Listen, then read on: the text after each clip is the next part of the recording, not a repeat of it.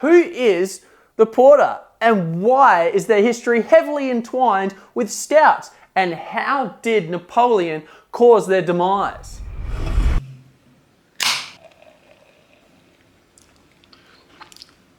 The first beer to be brewed around the world. Its history starting in the 1700s. The porter, its name coming from the person that drank it the most. The porters, a word in Latin meaning to carry. They would carry your things around. A more common name you probably know is the Sherpa. The porter is a dark, low fruit, medium bitterness, caramelly style of beer. In the early 1700s, porters were actually a little bit higher in alcohol. The average ABV, so alcohol by volume, was roughly 6.6%, but this was soon to change with the Napoleonic War looming. Why?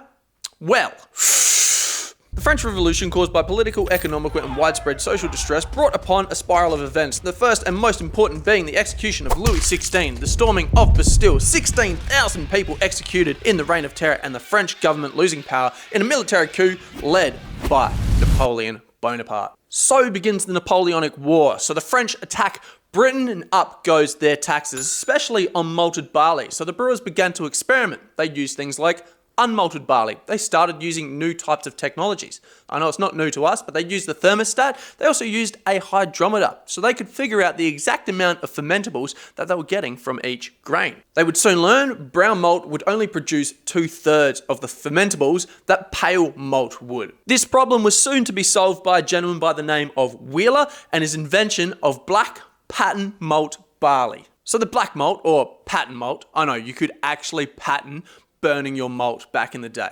No, it wasn't burnt. It wasn't burnt. It was actually kilned at 200 degrees Celsius, carbonizing that malted barley. Thing is, this grain had zero fermentables at all. With this patent malt barley, you could now do things such as brew your beer with that pale malt, get enough fermentables, make a nice strong beer, and then just add in that patent malt barley. What you would do, you'd have about a 95% pale malt barley and a 5% patent malt barley, so you could get those nice strong beers and that nice beautiful rich color behind it. Heck, if you really wanted to, you could throw in some brown malt barley just for a bit of extra flavor. But thanks to those taxes brought on by the French, alcohol was now a lot lower in volume. It'd be about the same as what it is for modern times today, roughly 5%. By the 1800s, you would start to see those decline in porters and a rapid rise in stout. By the 1900s, we'd have World War I and World War II, again increasing those taxes on malted barley, so brewers tended to make those more stronger type beers,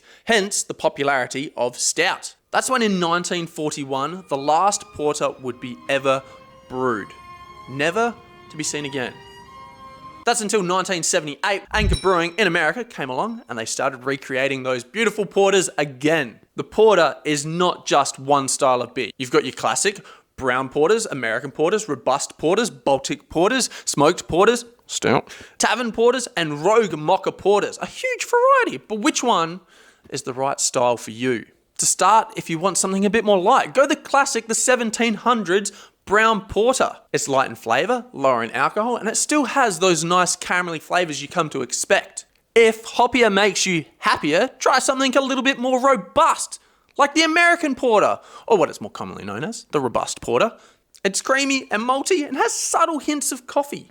If you want something a little bit more heavier, add some weight with the Baltic porter. This is the heaviest of the bunch. You'll get lots of roasty, beautiful flavors, and someone's even added in a little bit of fruitiness. Heck, if you're feeling a little bit adventurous, why not try and make your own porter? This is something I've done. I've even discussed the reasons there's a difference between a stout and porter.